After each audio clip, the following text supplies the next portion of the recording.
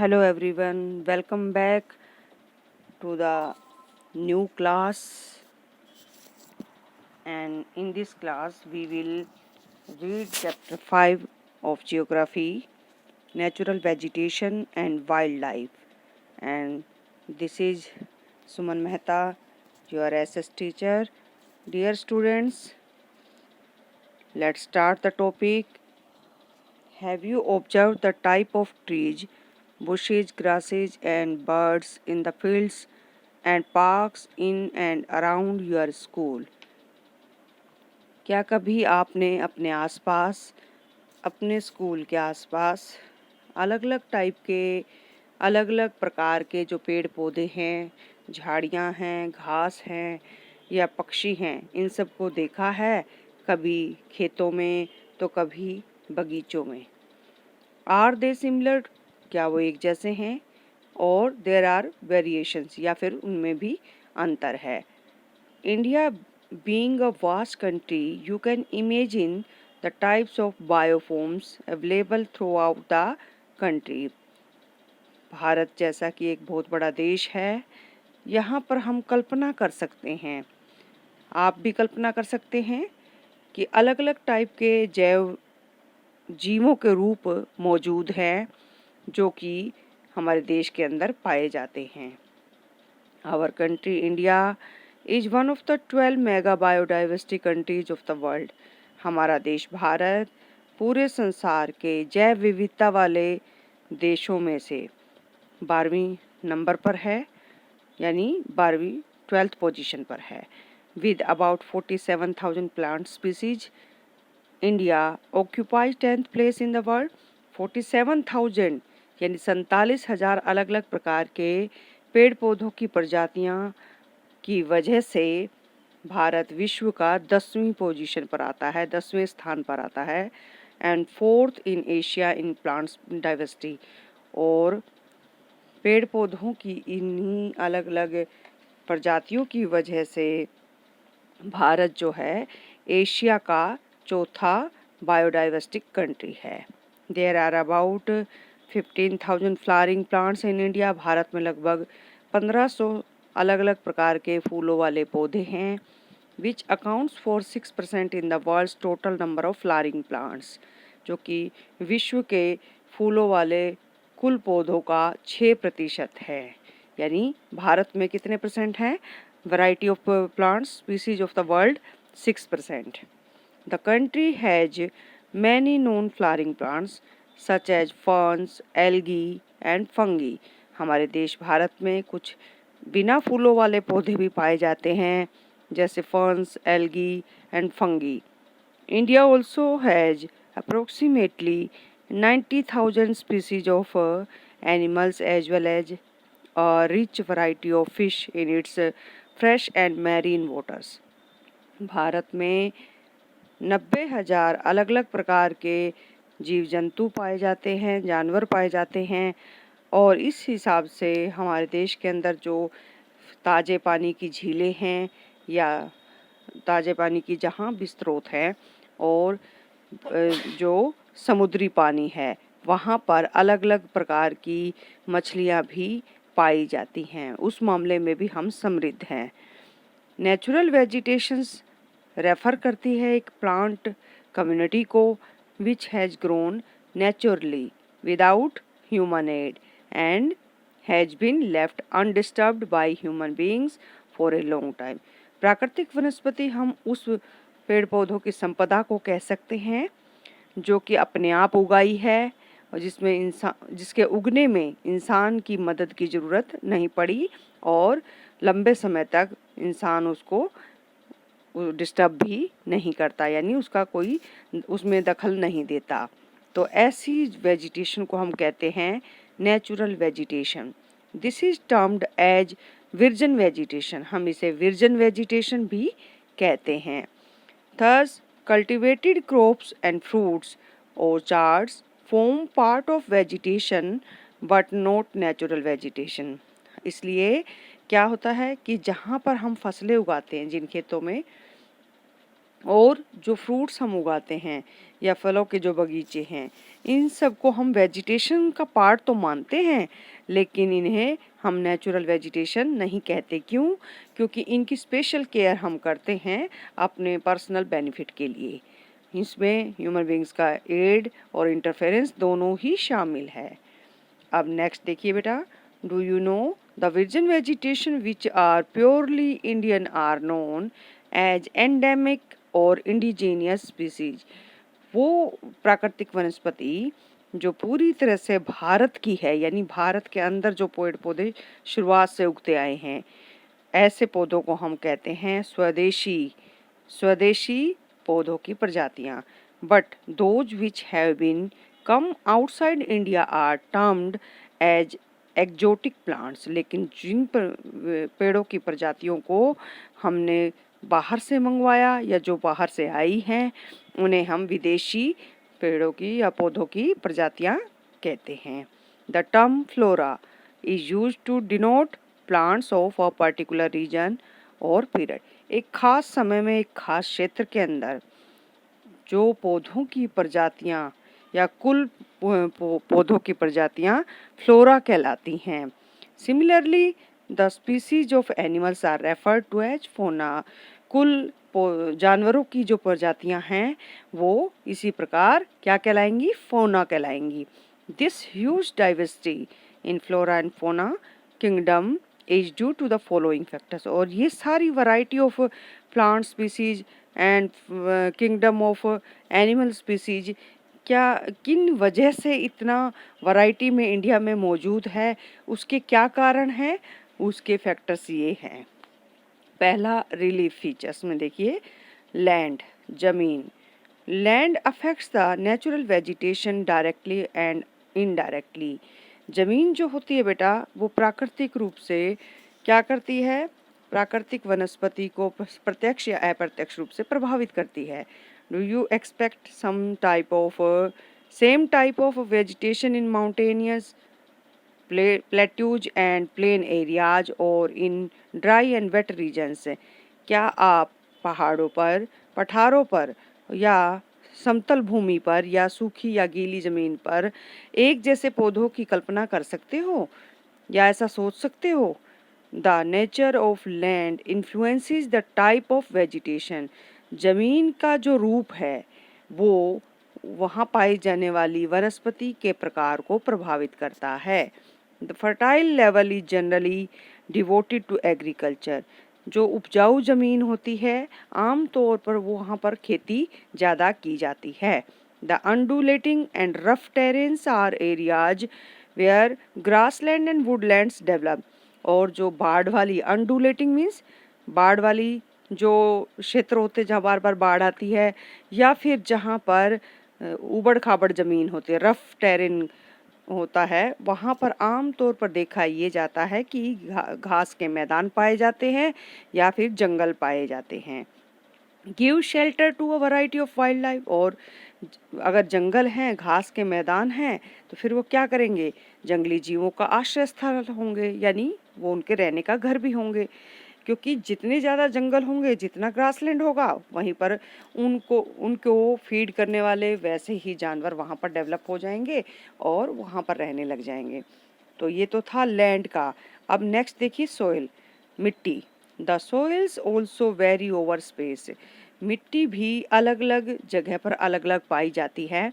Different types of soils provide basis for different types of vegetation. अलग अलग प्रकार की मिट्टी की वजह से अलग अलग प्रकार की वनस्पति उग पाती है। The sandy soils of the desert support cactus.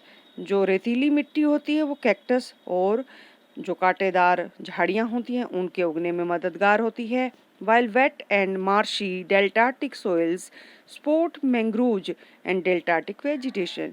और जबकि गीली दलदली इलाकों में या डेल्टा वाले इलाकों में जो मिट्टी पाई जाती है वो क्या करती है? मैंग्रोव्स और डेल्टा वाली वेजिटेशन के उगने में मदद करती है। The hill slopes with some depth of soil have conical tree. और पहाड़ी इलाकों में ऊंचाई पर जो जिस प्रकार की मिट्टी की गहराई होती है वो कोनिकल शेप के पेड़ों के उगने में मददगार होती है। यानी त्रिकोणीय आपने देखा होगा एक जो स्ट्रक्चर वाले लंबे लंबे पेड़ होते हैं पहाड़ी इलाकों में, वो उगाते हैं। नेक्स्ट देखिए बेटा, टेम्परेचर क्लाइमेट के अंडर में आएगा इसका। तो टेम्परेचर क्या होता है? तापमान।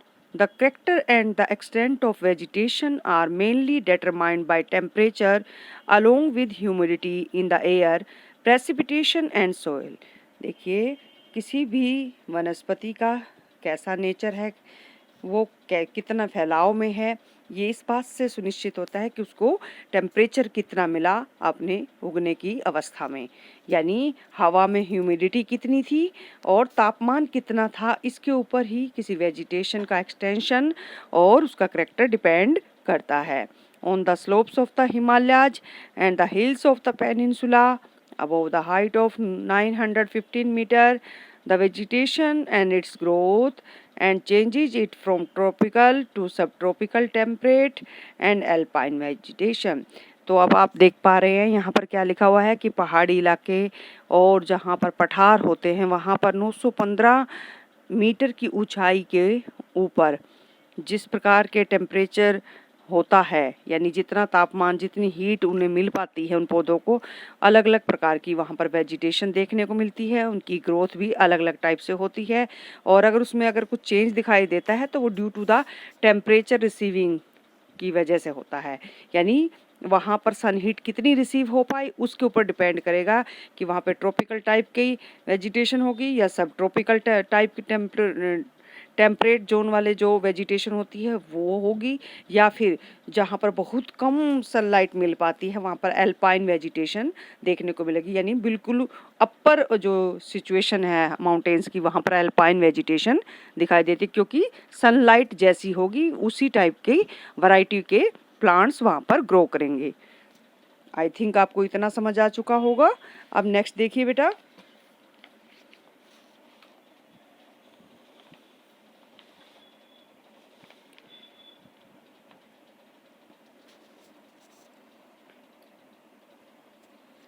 फोटो पीरियड सनलाइट, यानी सूरज की रोशनी कितनी मिली।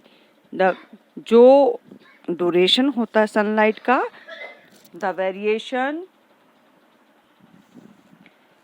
of sunlight at different places is due to the difference in latitude, altitude, season and duration of the day। अब आप देख पा रहे हैं सनलाइट के मिलने की टाइमिंग, यानी कितने टाइम के लिए कोई प्लेस जो है सनलाइट को रिसीव कर पाता है वो, और कितनी मिल पाती है उसको सनलाइट, ये सारी चीज़ें डिपेंड करती हैं अलग अलग प्लेसेस के ऊपर, जो कि अलग अलग लैटिट्यूड पर है या अलग अलग एल्टीट्यूड पर है, या फिर ड्यूरेशन ऑफ द डे यानी दिन की अवधि के ऊपर डिपेंड करता है। यानी दिन छोटे हैं, बड़े हैं, या फिर वो समुद्र तल से कितनी ऊंचाई पर है वो स्थान, या फिर वो कितनी अक्षांशीय रेखा पर है, कौन सी अक्षांशीय रेखा पर है, यानी लैटिट्यूड कितना है उसका। तो इन सब पर डिपेंड करता है कि वहाँ पर कितनी सनलाइट होगी, और सनलाइट के ऊपर डिपेंड करेगा वहाँ पर किस टाइप की वेजिटेशन होगी। Due to the longer duration of sunlight trees grows faster in summer, क्योंकि गर्मियों में ज़्यादा जो है सनलाइट रिसीव होती है अलग अलग प्लेसेस को, तो जहाँ भी ज़्यादा लंबे समय तक सनलाइट मिलती है वहाँ पर पौधों की जो ग्रोथ होती है वो ज़्यादा जल्दी होती है। अब नेक्स्ट क्वेश्चन आपके लिए, why are the southern slopes in Himalaya region covered with thick vegetation coverage compared into the northern slopes of the same hills। देखिए हिमालय के नॉर्दर्न पोर्शन में जो वेजिटेशन है उसकी ग्रोथ और जो साउदर्न पोर्शन है यानी नीचे की तरफ जो पोर्शन है वहाँ पर वेजिटेशन की ग्रोथ में काफ़ी चेंजेस क्यों देखने को मिलते हैं, ये रीजन आपको हमें बताना है। ठीक है, तो आप इस क्वेश्चन का आंसर सर्च कीजिएगा अपने लेवल पे। प्रेसिपिटेशन होता है वर्षण यानी बारिश। In India, almost the entire rainfall is brought in by advancing southwest monsoons. क्योंकि भारत में advancing southwest monsoon से बारिश होती है पूरी तरह से। हमारी जो ज़्यादा बारिश है वो कौन सी है? साउथ वेस्ट मानसून वाली बारिश होती है, एडवांसिंग जिसे हम कहते हैं। ये जून से सितंबर मंथ में आती है। और दूसरी बारिश हमें मिलती है नॉर्थ ईस्टर्न मानसून से, रिट्रीटिंग नॉर्थ ईस्ट मानसून से। Areas of heavy rainfall have more dense vegetation as compared to other areas of less rainfall। और ये भी फैक्टर काम करता है कि जहाँ पर ज़्यादा बारिश होती है वहाँ पर ज़्यादा गहरे जंगल पाए जाते हैं एज पर comparison of less rainfall areas. यानी जहाँ कम बारिश होती है वहाँ कम जंगल मिलेंगे, जहाँ ज़्यादा बारिश होती है वहाँ पर ज़्यादा जंगल मिलेंगे। Why were the western slopes of the western Ghats covered with thick forest and the eastern slopes? देखिए, note the eastern slopes. Eastern slopes की बजाय वेस्टर्न घाट की जो वेस्टर्न स्लोप्स हैं, यानी वेस्टर्न घाट का एक तो ईस्टर्न पोर्शन है यानी पूर्वी हिस्सा है और दूसरा है पश्चिमी हिस्सा। तो पश्चिमी हिस्से में ज़्यादा जंगल गहरे क्यों पाए जाते हैं पूर्वी हिस्से की बजाय? वेस्टर्न घाट के ही दोनों लोकेशन बताई गई हैं कि एक पूर्वी हिस्सा है, दूसरा पश्चिमी हिस्सा है। पश्चिमी हिस्से में बहुत ज़्यादा गहरे जंगल पाए जाते हैं एज पर कंपैरिजन ऑफ ईस्टर्न स्लोप्स। तो इसका रीजन बताना है, आप सर्च कीजिएगा, फाइंड आउट एक्टिविटी है, और ना मिले तो आप मुझसे पूछ सकते हैं। Have you ever thought as to why forests are important for human being? क्या कभी आपने सोचा कि ये जो वन है या ये जो फॉरेस्ट है ये ह्यूमन बींग्स के लिए क्यों इम्पोर्टेंट हैं, क्यों बेनिफिशियल हैं? क्योंकि फॉरेस्ट आर रिन्यूएबल रिसोर्सेज, जंगल जो है बार बार उगने वाले संसाधन हैं, and play a major role in enhancing the quality of environment, और ये हमारे पर्यावरण की गुणवत्ता को बढ़ाने में मददगार हैं। दे मॉडिफाइड लोकल क्लाइमेट, वो स्थानीय जलवायु को बदल देते हैं। कंट्रोल सोयल इरोजन, मिट्टी के खराब होने की प्रक्रिया को रोकते हैं। रेगुलेट स्ट्रीम फ्लो, और बाढ़ या पानी के बहाव को रोकने में भी मददगार हैं। Support a variety of industries, और अलग अलग उद्योगों को भी सपोर्ट करते हैं क्योंकि जंगलों से जो हमें रॉ मटेरियल मिलता है उसके बेसिस पर हम अपनी इंडस्ट्रीज चलाते हैं। Provide livelihood for many communities, और बहुत सारे समुदायों की आजीविका का साधन भी है, उससे वो पैसा भी कमाते हैं क्योंकि जंगल या आसपास में जो एक्टिविटीज होती है उनसे उनको अर्निंग होती है। एंड ऑफर पेनोरमिक और सीनिक टेम्परेचर, और एक बहुत ही अद्भुत और देखने लायक जो तापमान वो देते हैं, यानी एक ऐसा सीन क्रिएट कर देते हैं जो कि रिक्रिएशन के लिए, हम मनोरंजन के लिए हम देखने के लिए वहाँ पर जाते हैं। यानी सुंदर दृश्य देखने को हमें मिलते हैं जिससे कि हमारा मनोरंजन होता है। इट कंट्रोल्स विंड फोर्स, या हवा के गति को भी नियंत्रित करते हैं, टेम्परेचर को कंट्रोल करते हैं और बारिश को लाने में भी मददगार होते हैं। It provides humus to the soil, ये मिट्टी में जो जीवाश्म होते हैं उनको बढ़ाने में मददगार होते हैं। And shelter to the wild life, और जंगली जीवों के रहने के लिए घर प्रदान करते हैं। India's natural vegetation has undergone the growing demand for cultivated land, और भारत का जो प्राकृतिक वनस्पति वाला जो एरिया है वो बहुत काफ़ी उसमें चेंजेस आ चुके हैं कई कारणों की वजह से। वो कारण क्या हैं? एक तो है कि हमें ज़्यादा से ज़्यादा ज़मीन चाहिए खेती करने के लिए, कृषि करने के लिए। दूसरा, डेवलपमेंट ऑफ इंडस्ट्रीज, हमने ज़्यादा से ज़्यादा हम इंडस्ट्रीज को डेवलप करते जा रहे हैं जिसके लिए हमें प्लेस की ज़रूरत होती है। और तीसरा, mining, urbanisation and over grazing of pastures, हमारे यहाँ पर बहुत ज़्यादा माइनिंग एक्टिविटीज़ डेवलप होने लगी हैं और ज़्यादा से ज़्यादा शहर विकसित होते जा रहे हैं, और इसके साथ साथ घास के मैदान भी हम ज़्यादा इस्तेमाल करने लगे हैं, अपने पशुओं को चरने के लिए देने लगे। तो इसकी वजह से क्या हो रहा है कि जो नेचुरल वेजिटेशन वाला एरिया है वो रिड्यूस होता जा रहा है, कम होता जा रहा है। तो ये तो था, आपने देखा फॉरेस्ट की इम्पोर्टेंस क्या है और किस वजह से ये जो नेचुरल वेजिटेशन का एरिया है वो कम हो रहा है, उसके क्या फैक्टर है। ये एक इम्पोर्टेंट क्वेश्चन है, आप इसको साथ साथ करते रहिएगा। The vegetation cover of India in large part is no more natural in the real sense. अब हमारे देश की जो वनस्पति है वो ज़्यादातर भागों में नेचुरल रूप में रियल सेंस में दिखाई नहीं दे रही है, except in some inaccessible regions. सिर्फ उन इलाकों को छोड़ दें जहाँ पर हम पहुँच नहीं सकते, नहीं तो सब जगह पर नेचुरल वेजिटेशन अफेक्ट होने लगी है, वहाँ पर हमारा इंटरफेरेंस बढ़ गया है। और वो कौन से एरिया जहाँ हम नहीं पहुँच पा रहे, वो हिमालयाज के यानी हिमालय के कुछ रीजन्स हैं, hilly areas of central India and the मरुस्थली। The vegetation most of the areas has been modified. ज़्यादातर इन इलाकों को छोड़ दे तो बाकी सभी इलाकों पर क्या होने लगा है कि कुछ जगहों पर हम क्या कर रहे हैं, मॉडिफिकेशन कर रहे हैं, यानी हमारा एरिया नेचुरल वेजिटेशन खोता जा रहा है एंड रिप्लेस्ड बाय डिग्रेडेड, और या तो उसे उसके बदले में दूसरे हम प्लांट्स लगा रहे हैं, या फिर जो ह्यूमन ऑक्यूपेंसी है यानी मानव के जो कार्य हैं उसकी वजह से ज़मीन की जो उर्वरक शक्ति है वो कम होती जा रही है, वो डिग्रेड हो रही है, और इस वजह से ये काफ़ी एक बुरा असर देखने को मिल रहा है। अब नेक्स्ट क्वेश्चन देखिए, डू यू नो, एक यहाँ पर आपको आया हुआ है, according to India state of forest report 2011, 2011 की जंगल से संबंधित जो रिपोर्ट आई थी भारत सरकार की, उसके अनुसार forest cover in India is 21.05%। Bharat में सिर्फ 21.5% वन क्षेत्र रह गया है। तो आप इसको भी अंडरलाइन कीजिएगा, ये एक इम्पोर्टेंट फैक्ट हो गया। तो अभी आज के लिए बस इतना ही बेटा, आप इस चैप्टर को यहाँ तक पढ़िएगा। Thank you.